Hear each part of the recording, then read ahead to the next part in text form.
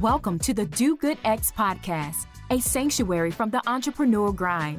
Hosts Kimberly, Danielle, and Stephen Lewis, advocates for impactful entrepreneurship, guide you on the path where purpose meets business. Join us to slow down, reconnect, and explore the challenges of under-resourced entrepreneurs, uncovering the unique journey of building businesses that make a difference. Now, your hosts.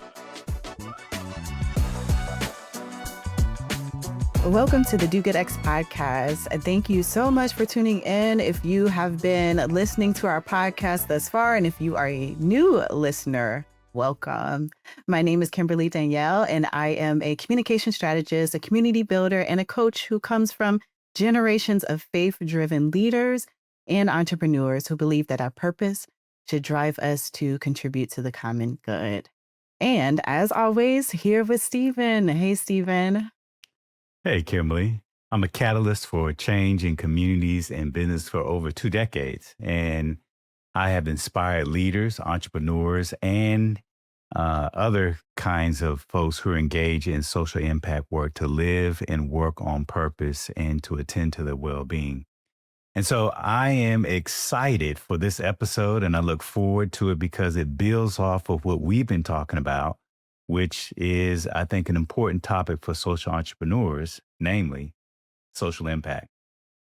So we have someone who has wisdom and experience and insight that can help entrepreneurs be thoughtful and intentional about how to approach social impact and doing good.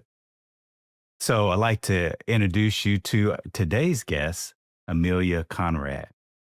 She is a development practitioner and researcher with deep expertise in impact, measurement, and evaluation. At Frontier, she helps organizations across sectors, from Fortune 500 companies to nonprofits, design systems to better measure, communicate, and learn from their social impact. Amelia's work is grounded in a passion for centering the voices of women, girls, and vulnerable communities. She has worked across Latin America, Africa, Asia, and the U.S. on issues including women's empowerment, sexual and gender-based violence, water and sanitation, child and forced labor, food insecurity, and economic opportunity. Amelia has also published in top journals like the Lancet Global Health and BMJ Open. She holds a master's in development practice from Emory University and was recently named Emory's 40 Under 40 list. Thank you for joining us, Amelia. Thanks so much. Happy to be here. And thank you for that warm welcome. So, Amelia, I'd like to ask you, you've worked across continents and sectors. How has that shaped your view on what social impact really is? Yeah, that's a really good question. And I will try not to go on and on because there are so many ways in which it's influenced how I approach my work and just my place in the world. So I'll try to pick just a few key pieces. I think one big one for me is the idea of positionality and really thinking about, who I am, my background, all the intersecting identities that make me who I am and how I move through the world. So I grew up in a very small town in Iowa, where a lot of people don't leave the state, much less the country. But I always had this craving to travel and to see the world. And I credit that to my parents. I credit that to a lot of good books. And so I went to college in New Orleans and then studied abroad in Lima, Peru. That was my first real in-depth experience abroad. And I ended up studying international development, doing a master's in development practice, as you mentioned. And in that program, we spent 2 summer practicums abroad. I worked for 3 months in Ethiopia and then 3 months in Malawi the following year. And just having those 3 kind of foundational experiences in different parts of the world taught me so much. And it made me really reflect on how folks reacted to me as a white American woman working in their contexts. And in South America, folks were always gracious and warm, but they were critical of the role. The U.S. has played a really complicated role in the history of South America, has been complicit in a lot of not so good things. And I appreciated how in the classes I was enrolled in at the university and the nonprofits I worked with, folks weren't, they questioned my role and they questioned the role of my government in their countries. When I was working in East Africa, I saw, unfortunately, kind of the legacy of colonialism there, where folks were very willing to assume that I knew a whole lot more than I did as a 23, 24-year-old kid because of my, identity, because of the passport I held. And although I had gone into that master's program thinking that I would love to live and work abroad, and that was the dream, it really made me reflect on whether or not that was kind of the ethical role that I should play at that Mm. time in my life. I saw a lot of US, European-based folks getting positions that there were perfectly qualified local folks, and they were being paid better. They were being treated with greater respect and recognition, and it really made me be more reflective than I maybe had been previously and think about what the right role was for me, at that time in my life. And the decision I made was that I felt like I needed to stay in the US, be US based for at least the early part of my career until I felt like I could really go and be a unique value add and not just displace, local hires who were just as qualified. And so that's what I did. And I said, if at some point in the future I do feel like I can be that unique value add, I would love to work abroad. And fortunately, I've had some opportunities to do so in ways that felt appropriate for my role, for my position in the world. So I think that's a huge one, is just thinking about how our various intersecting identities influence our role and how we move through the world. Um, Another big one for me in terms of how that work abroad has influenced my perspective, I think, is just learning that there is always or almost always a rationale and a reason for why things are done the way they're done. I think that traditional development has assumed that, some folks hold the answers and they can go in and deliver them, and that other folks just don't have the answers. What I learned is that although things may not always be done the way you or I would choose to do them, um, that there is usually a reason. People, the world around, are creative, they're problem solvers, they're going to find a way even with limited resources. And so that's often the driver behind why things maybe are done a little bit differently than again the quote unquote right way to do them. So I think those experiences taught me to get really curious, to ask why, to dig deeper to understand root causes, because, it's almost never as simple as just coming in with a big splashy solution and solving a problem. You've really got to understand the context, the history, the culture behind why things are done the way they're done before you seek to change them.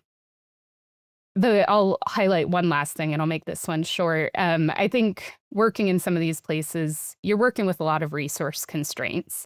And, that's true in the US in many cases as well, especially if you're working with nonprofits or maybe even in academia. And I think working in resource constrained settings really led me to find a lot of flexibility, adaptability, creativity to solve challenges and to get things done. I think it encouraged me to let go of the perfect sometimes and focus on the good and focus on what is possible, even in the light of constraints. And that continues to, I think, serve me well in the work I do now and, working with clients who may have more resources at their disposal, but can do more and go further if those resources are used more efficiently. So, Amelia, if for the listeners who are listening in on this, they said, but so I hear how it has shaped you, but can you give me a definition? What is social impact? You got social impact investing, you got folks who are doing evaluation, you got what is it? Yeah, there are probably 1,000 definitions out there. The way I think about it, so my own definition is really the kind of broad multi-sectoral work that is aimed to drive towards some greater good and to think about something beyond profit and shareholders and to really say, what is our accountability to community, to this world that we live in? That's good. Thank you for that. And just you talking about your background and your level of curiosity and what you learned and how your identity showed up in these different places and spaces. That was really rich in sharing that. I'm curious. So when we're looking at, the social impact that gets toward the greater good, the common good, what types of impact do you think is actually achievable short term versus long term? Yeah, I'll just stop there. Yeah, another really big question that could probably have like a PhD dissertation written on it. So I'll not write a dissertation here, but I think one thing I think a lot about is because I design measurement frameworks for organizations trying to do that social impact work, and we're often defining short-term, long-term impact. And I think where we're thinking about short-term, often we're talking about individual level changes or maybe organizational level changes. Whereas with some of the long-term impact, we're focused more on systems, on kind of the vision, the broader systems of equity and policy change, things that require collective action, but they're connected or they should be connected because those short-term outcomes that you might be looking at in terms of individual level change, organizational capacity building, organizational change can be the scaffolding for that longer term impact and longer term vision. I think a big thing that it's kind of a healthy tension, I think, in a lot of the work that I do and a lot of the work I support with my clients is balancing humility and vision. I think the humility to say, we can't solve everything. And maybe in the near term, we can only create these more incremental changes, but simultaneously holding the vision and the imagination for what could be possible longer term and continuously working towards that and assessing to what extent the work you're doing in the near term is progressing you towards that longer term vision. I think it requires courage to imagine a future that looks different, that looks better than the one we currently live in. Um, and I think you have to be able to hold that vision and to inspire others with that vision in order Mm. to make sure that that more near-term impact is really leading you to that longer-term vision. Otherwise, I think folks get distracted and it's easier to focus on just, what's going to look good in the near term. What are the, quickest ways you can get some splashy metrics that'll make a funder happy near term. And if you're able to hold that vision of why these incremental changes are contributing to that bigger vision, I think it's a much more inspiring story. And hopefully it's leading us to that better future that I think we all aspire to be in. I want to follow up just real quick. Something that Stephen and we have talked about is the unintended impacts that can happen. So when we're talking about organizations or entrepreneurs, they have their intended impact that they want to make and, creating the strategy or frameworks for measuring that.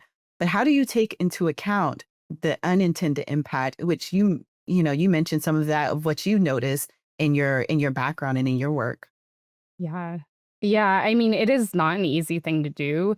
Um, I think, we talk about both positive and negative externalities. It could be unintended positive things that are happening, and you want to get credit for them when you're helping to foster them. And then, of course, you want to be aware of and address some of those negative externalities, negative things that you're not affecting. I think there are a number of ways that folks can do this. I think a lot of it is about that curiosity and just continuing to ask why. I think a lot of the clients I work with, a lot of what we're doing is trying to help them use qualitative data more effectively to really understand not just what happened, but why it happened, where there were challenges, and what kind of spurred those challenges to identify kind of emergent things rather than just gathering data that reinforces what you already know, but to understand more broadly what happened, why it happened, and see some of those externalities. I think the other piece to me is really about you test and you learn and you test and you learn and you fail and try again. And I think that willingness to take kind of an experimenter's mindset to the work to an Mm. extent and going in that you're looking to learn through that process and that you're going to hopefully identify the unexpected in that testing and learning process is really important. So let me ask you, what do social entrepreneurs or organizations often get wrong when trying to measure social impact? Yeah, good question. I mean, let me just first say that I think it is easy to be a critic. And I think Sure. there are a lot of organizations, almost all of the folks I know who work in social impact, whether that's the social impact team at a Fortune 500 or at a tiny nonprofit, I think almost everyone is there with good intentions. They want to be a part of something positive. And so I think that the gaps I see are not due to a lack of good intent. I think often they're limited by resources. They're limited by Mm, capacity. Maybe they have, their board has given them a headcount limit and they can't bring in someone with the right skill set. So I first want to just acknowledge that I think when we talk about gaps, that's the place it comes from. A few things I've seen. One is, I think, a focus on vanity metrics. I think there's so much pressure from funders, from boards, from stakeholders to put up the big numbers and have a, happy story to tell, that folks sometimes shy away from some of the more interesting data that's really going to help them learn and grow and continuously improve. And so it's easier, it's safer, it's less risky to just focus on how many dollars did we give away? How many people attended our programs, rather than to dig into some of the data that is a little messier and that might not always tell a positive story, but might really help you learn and make improvements that are going to better meet your needs. So that's one thing. I think a lot of organizations are trying to move beyond that, but I also think it's hard. A big one for me, I'm a qualitative researcher at heart. That's my training and my background, and I work across both quantitative and qualitative. But a gap that I see a lot is a real overemphasis on the quantitative, on the numbers, and mm, where organizations do use any qualitative data, which is not always the case. It's often as kind of anecdotes.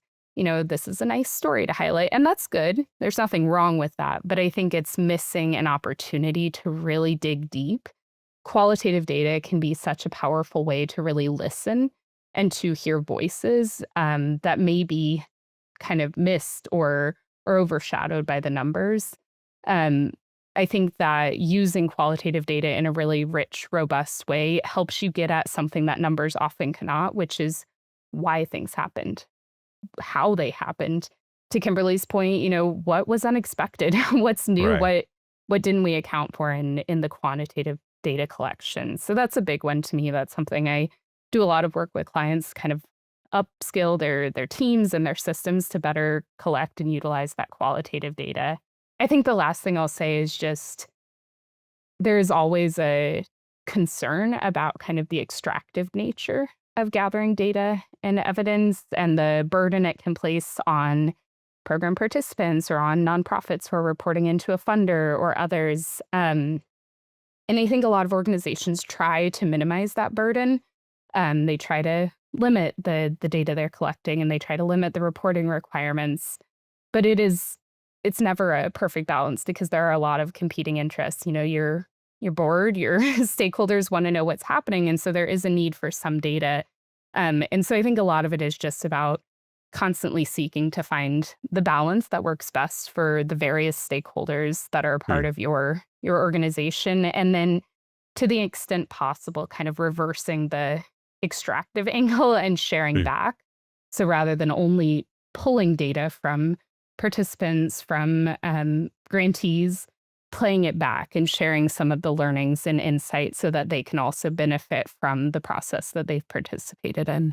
So let me ask you a follow-up question, which is you talked a little bit about vanity Yeah. metrics, particularly from a quantitative point of view. And I wonder to what extent there are vanity metrics from a qualitative point of view. Yeah. And really, I'm interested also to how hard or how easy is it to really assign causality to positive outcomes versus like, were you the only variable in that, or were there number of actors that contributed to that? So I'd like you to talk a little bit about that, the tension, or at least, where the through line is between those two things. Yeah, both really good questions. The first one, easy answer. Yes, there are absolutely, I think, forms of like vanity metrics in terms of qualitative. I think when we do talk about, anecdotes and quick stories, if you go look at most funders' websites, they don't have a story from a grantee or a partner that's negative. They highlight the good stuff. That's normal. I think there are, good reasons for that. But I think in a similar way that the splashy number of just, we gave out $20 million, you can have the splashy story of that one really amazing transformational impact. And you might be not highlighting all the stories where it was like, we tried this and it didn't work that well, or we had some unintended negative consequences, things like that. So yes, Mm. absolutely. I think there is a way of using qualitative data that can be, akin to the vanity metrics on the quantitative side. The question around causality is, oh man, it is a tough, tough thing. And it is Yeah. one so many organizations wrestle with. My argument, and it is something that, I still think is hard for organizations to navigate because there are so many stakeholders they're beholden to. But I think that in most cases, if you are working for real transformational systems level change of any kind, attribution is almost impossible. And contribution is really, what you ought to be looking for in the story you ought to be telling, because I think when we're looking at large scale, complex problems, unless you're just putting a band-aid on that broken system, if you're really working to change that system, I think there's, the reality that you're one organization, even if you're a huge foundation, even if you're a global nonprofit, you're only one part of that change. And I think of it like a tapestry where, every funder, every nonprofit, every social impact organization is just one thread that's woven into that tapestry. And I think that belief that together we can create change is really important. But I think it is hard because I think, boards want to hear, well, what did this funding specifically change? What did you do? What did you create? And it's a much more complicated story to tell, to say, here's how we Mm. contributed in a meaningful way to this change. And this change might be something we don't even see in our lifetime. It might be generational. And we believe, because we have a strong theory of change underlying this, that this is an important contribution to that way forward, but it's not all on us. And I don't know that any organization has perfectly navigated how to tell that story to stakeholders who don't have the patience to really sit with the complexity of those big changes. So, given what you have said, we may not even see the impact of our work, and founders may not see the impact of their work in their lifetime and overnight, let alone in their lifetime. So, when it comes to social good and founders are thinking about tracking, designing and tracking the impact over Yeah. time, what advice do you have for them to ensure Yeah. that they are tracking that over time? Yeah. I, Or there's just a, don't give up and quit. yeah, Or that too. Yes, yeah, they stay in the game because they're not seeing they're seeing yeah, the return of their investment of time, money, energy of yeah. their business. Yeah, absolutely. I mean, I guess I would tackle that in two parts. One is kind of the philosophical side of things, I suppose, and then one is a lot more tactical and practical. Um, I mean, philosophically, I strongly believe that we should be planting seeds, even if we're not going to be around to see the trees grow. We're only Mm. here because of the folks who came before us, and our world is imperfect and it is broken and there are flaws, but it is also better for most of us than it was 50, 100, 200 years ago, because of people who believed that it was worth their time, worth their sacrifice, worth the struggle and the trade-offs they made to work for future generations. And so philosophically, I will always make the argument that we should be working for future generations and pay forward what those who came before us, sacrificed for all of us here today. On the more tactical, practical side of things, I one thing that I would always recommend to organizations is to a theory of change. And some of us are more or less familiar with that concept, and it can sound really complex. It doesn't have to be. It's really about, what is the change you're trying to create? And why do you believe that what you're doing will contribute to that change or help spark that change? And I think that if you have a strong foundation, whether you're a for-profit business, a nonprofit business, if you have a strong foundation in that, you're really crisp and clear in the change you're trying to be a part of, how you believe, what is the hypothesis of why what you're doing will contribute to that change, it enables a lot of different things. It enables strategic decision making that's aligned with that underlying theory. It enables measurement and tracking. So, Kimberly, to your point, you can identify what are the incremental moments to say, okay, we're not going to get all the way there in my lifetime or in the next 10 years, but am I seeing positive signals that we're moving in the right direction? And then lastly, I think it enables you to tell a really compelling story because you're not just saying, this is my brand, this is what I'm doing. You can actually say, here's why we're doing what we're doing, here's why this matters. And I think that speaks to people in a really emotionally resonant way that can be compelling to funders and customers and beneficiaries alike. So you talked a little bit about attribution versus contribution. So how should businesses be thinking about co-creating measurement frameworks with their communities or their stakeholders that they're designing for? I'm thinking particularly, in the disability community, they have this kind of famous quote, "Nothing for us without us is about us." So talk to us a little about the whole kind of co-creating a measurement framework. Yeah, absolutely. I mean, this is my love language, I guess. The company I work for, Frontier Design. Design is in our name because we use human-centered design thinking methodologies to co-create with others. And that's true of measurement frameworks. It's true of program design and so many other things. But I think in line with the quote you just said, Stephen, I think to me it's about inviting people in to be co-authors in a story rather than casting them as characters. That you're really inviting folks to be a part of shaping and defining the story that is told about them rather than simply, using them as kind of a device in your storytelling. There are a number of ways that I think you can do that. I think the first, probably single most important thing you can do is to listen deeply. I think so often we don't know what we don't know, and we all have assumptions. We all think we know certain things, but I think taking the time and using interviews, using focus groups, using other platforms to really listen deeply to the folks that you're designing for is critically important. And if nothing else, at least using that as a mechanism to let folks have a voice in decisions that are made about measurement or anything else is really valuable. I think then as much as possible, designing with rather than for is critical. So actually bringing folks into the space where they can have a seat at the table, where they can be a part of decision making. I worked a couple of years ago with one Fortune 500 social impact team that was working in the physical and mental well-being space, and they were really committed to principles of anti-racism and equity, and so it was very important to them to take this co-creative approach. And they had given out an initial round of funding to like 6 or 8 grantee organizations, not a huge number. And they said, as we define this measurement framework we're building, we want these grantees to have a voice in how it's designed. And so we helped them. We led a series of virtual workshops where we brought the grantees in and asked them to share with us how they defined success, what it looked like for them, what measurement tools they were already using, how they were capturing the impact of their work.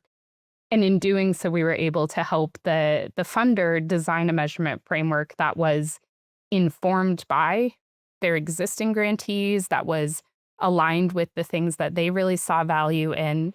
And I think in taking those approaches, it's not only, the right thing to do. I think many of us are agreed that giving folks voice, helping distribute some of that power is really important, but it also can have really tangible benefits.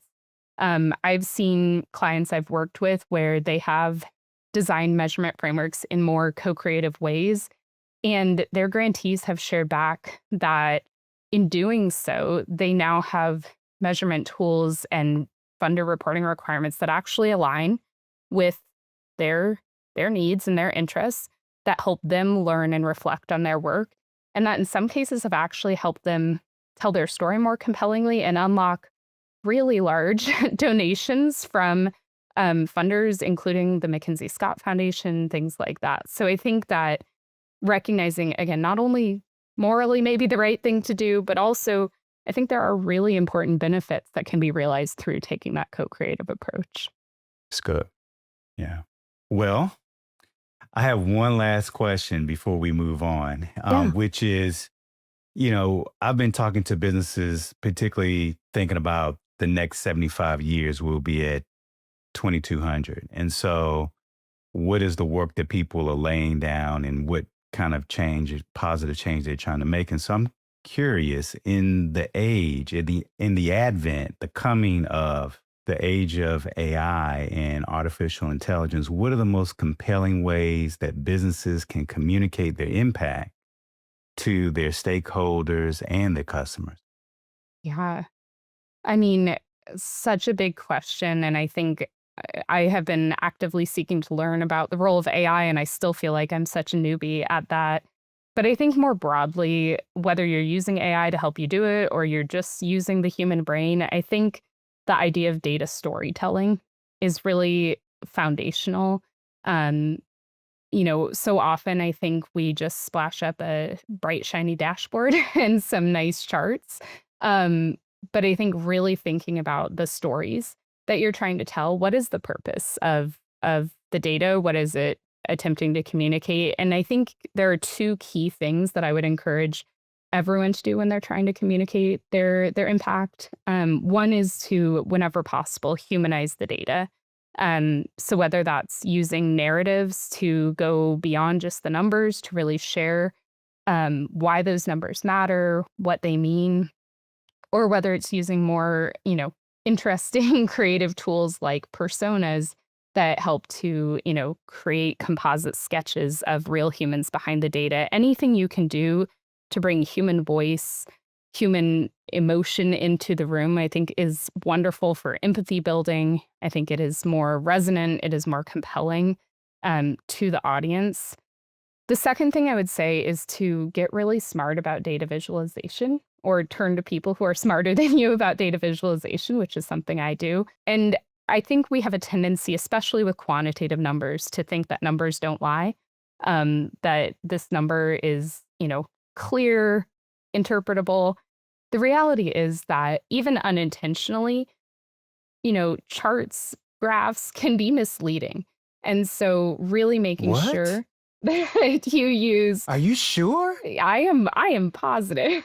um I think just using really clear data visualizations that make sure to think about proportion and scale and labels and how they're going to be interpreted by your audience. And really at the heart of that is putting the user at the center, really thinking about what that user needs, how they're going to read the data, if they're very sophisticated with data, if they're, just a layperson who's going to glance at this once and needs it to be simpler, clearer, more explicit. So I think those are the two things. I'd say humanize the data and then center the user and design your data visualizations to communicate with them.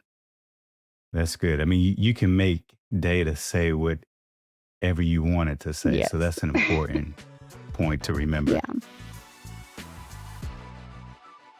We're going to transition down to our resource roundup. And this is where we Okay. gather tools and tips and resources that can help entrepreneurs build strong and sustainable businesses. So, Amelia, I'm going to ask Kimberly to kick us off in this next round. So, Amelia, for founders who are just starting to build their impact strategy, I mean, you've talked about so much. And for someone new to this, it can seem very overwhelming. Where might you recommend that they begin? Where should they start? Yeah. I mean, I would say that theory of change piece, and don't overcomplicate it. Grab a napkin, grab a little scrap of paper, and write a simple statement. If I do this, then this happens, so that whatever that impact you're trying to create is. And I think if you can tell that one sentence story of what you're doing and how it contributes to the change you want to see, that's powerful. And you can build from there. You can create a more sophisticated theory of change measurement framework, but that is a wonderful starting point, and it can really ground your strategy, your measurement, your storytelling and communications. Are there simple tools or guiding questions that can help a small team build Yeah. a meaningful impact lens into their work? Yeah, absolutely. I mean, I think to me, it's really about curiosity and learning. So questions Mm. are at the heart of that. And I think the most important one is just why, and just ask over and over again. We use a framework called the 5 whys. So you ask, why did this happen? And then you ask it again and again so that you go deeper and you really get down to root causes and things. So I think those why questions are critical.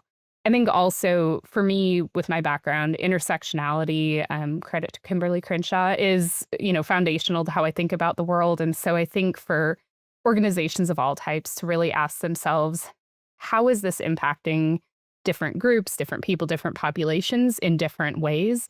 And then again, go back to that why question. Why is that happening? And I think lastly, I'd just say the guiding question of what does success look like for you? For whom? Um, and I think if you, again, have a really crisp idea of what success looks like, it helps you have that North Star. It helps you measure that incremental progress and see if you're on the right track. You talked a little bit earlier about storytelling and how that can be beneficial when it's done meaningfully, intentionally. It's not just about the quantitative, it's also about the qualitative. Can you name a resource that can help to bridge the gap between storytelling and data and something that really helps founders and organizations communicate their impact in a more compelling, not just compelling, but meaningful way, not Yeah. just vanity metrics or Yeah, storytelling? absolutely. Yeah, there's one on the bookshelf behind me here that it's like my little, book that I refer to all the time. I'm always holding it up in meetings and it's called The Data Storyteller's Handbook by Kat Greenbrook. It's also just a beautiful book, but it's been really wonderful for me to kind of find tools within it that we can use with clients or within my team, to go that layer deeper and think about the stories and how data visualizations or narratives or numbers can support the story that we're trying to tell. So we hope that you listeners wrote that down, that resource down, and these other tips and insights that Amelia has been sharing. And we hope that you're enjoying this conversation. If you are looking for more resources and other conversations with experts in the field like Amelia, head over to dogoodx.org. And here you can explore our work and join the Do Good X LinkedIn group where you can connect with other entrepreneurs and also explore how you can continue to do good. So now we are going to kind of close things out with our last segment that we tend to enjoy off the cuff. And so we have a rapid fire round of questions that Amelia has not received. And we just want you to share the first thing that comes off of Right. your mind, comes to mind without hesitation. So I'll just go ahead and dive in. What is the best piece of advice that you have received on your journey in social impact? I think I worked on staff at Emory University for several years, and one of the professors that I worked with there, Dr. Sheila Cineroy, at one point gave me some advice. I've always been a person who's like very self-critical, always trying to learn and grow, and I'm always focused on what am I not doing well and could be doing better. And she said, sometimes it's better to lean into your strengths and to try to maximize those than to work on addressing every gap because you're always going to have gaps. But if you can really identify your strengths and build on those, that's how you can make your, unique contribution to the world. So that's one that stands out. So, what's one daily, weekly, or monthly practice that sets you up for success in your work? Yeah, man, that is a great question. I think there are a lot of small things, but I think the biggest thing is just that I can tend to be a workaholic, and I have learned the hard way over the years that I have to make space for other aspects of my life in order to be my best self at work and elsewhere. And so daily, it's like taking my dog for a walk. It's getting outside in my garden. Weekly, it's making time for a phone call with my little sister and my parents and catching up with friends and community.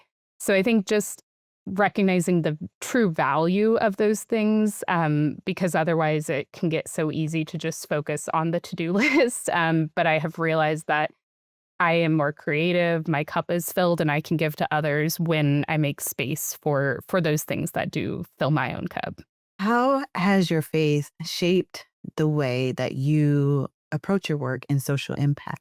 So I grew up in a Presbyterian church in small town Iowa, a very liberal church for that area. And although I'm not currently religious, it was really foundational to me to just be in a space where they took biblical teachings and really, I think, tried to apply them in the world and thinking about, our neighbors are not just those who look like us or share our backgrounds. They are people of all walks of life, all faiths, and they're all welcome and deserve to be treated with respect and community. And I think some of those foundational teachings of love and acceptance have been really critical to forming the person I am today. How do you navigate challenge and build your resilience? Oh, great question. Something I'm still learning all the time. I think leaning into loved ones and into community is the best way I know how. Being vulnerable, which is not something that comes easily to me, but you have to be vulnerable and let others in. Otherwise, they aren't mind readers and they won't know what you need. And so that's a constant practice for me of getting better at being vulnerable and inviting others in for the love and support that I need. How much of your success do you attribute to your faith, the foundations of your values Mhm. versus your own grit, will, and hustle? I mean, it's a tough equation there, but I think so much of who I am and what I've done in this life has been rooted in my values. And a lot of that came from my early upbringing in the church that I described, but really the values of trying to do some good with the time that we have here has driven a lot of my career choices, has driven a lot of how I approach my work, and I think has helped me connect with clients and people across the world in the work that I do. Because I think no matter what our faith is, most of us are trying to, you know, help our children, our families have better life, do some good in the world while we're here. And I think that underlying value has just been absolutely instrumental in making me who I am today. Complete this sentence. Because of my social impact efforts, my clients and businesses and communities will be or are more able to. I would say listen to the voices of the people that they're trying to serve, and communities are better able to have their voices listened to. I think that's Well, really, really important. well, Amelia, we'll have to end it there, but thank you for a rich conversation. I think the work that you're doing and your team is doing is important. Social impact does matter. And how we think about it, how we attend to it, how we incorporate it in our work that we're trying to do with our clients and the communities or the environment that are stewards of, um, is better off because of the work, because of people and the work like you are doing in the world matters. So thank you. Yeah.